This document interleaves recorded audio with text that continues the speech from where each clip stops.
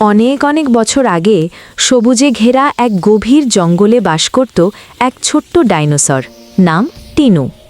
টিনু ছিল খুবই কৌতূহলী ও চঞ্চল। সে প্রতিদিন সকালে সূর্য ওঠার সঙ্গে সঙ্গে বেরিয়ে পড়ত জঙ্গল ঘুরতে।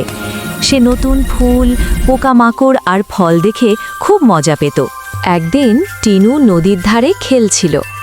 হঠাৎ শুনল, বাঁচাও বাঁচাও। চারদিকে তাকিয়ে দেখে এক ছোট্ট পাখি কাঁদায় আটকে আছে। পাখিটা ছটফট করছে, কিন্তু বের হতে পারছে না। টিনু তৎক্ষণাৎ দৌড়ে গিয়ে তার লম্বা লেজ দিয়ে কাঁদা সরিয়ে দিল। পাখিটি মুক্ত হয়ে টিনুর মাথায় বসে খুশিতে বলল, ধন্যবাদ টিনু, তুমি আমার জীবন বাঁচালে।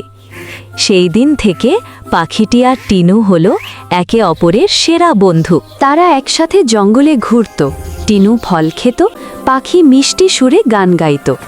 সূর্য ডুবলে তারা বসে চাঁদ দেখত আর গল্প করত। একদিন হঠাৎ পাহাড়ের দিক থেকে প্রবল আওয়াজ আসতে লাগল, গর্জন গর্জন। দেখা গেল আগ্নেয়গিরি থেকে ধোঁয়া আর আগুন বের হচ্ছে। পুরো জঙ্গল জুড়ে আতঙ্ক ছড়িয়ে পড়ল।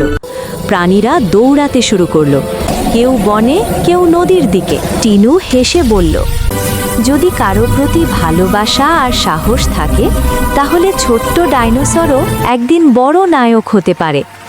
পাখিটা খুশিতে তার গান গাইল, আর সূর্যের আলোয় টিনু হাসতে হাসতে আকাশের দিকে তাকিয়ে বলল, এই পৃথিবী সুন্দর, যতক্ষণ বন্ধুত্ব আর সাহস থাকে।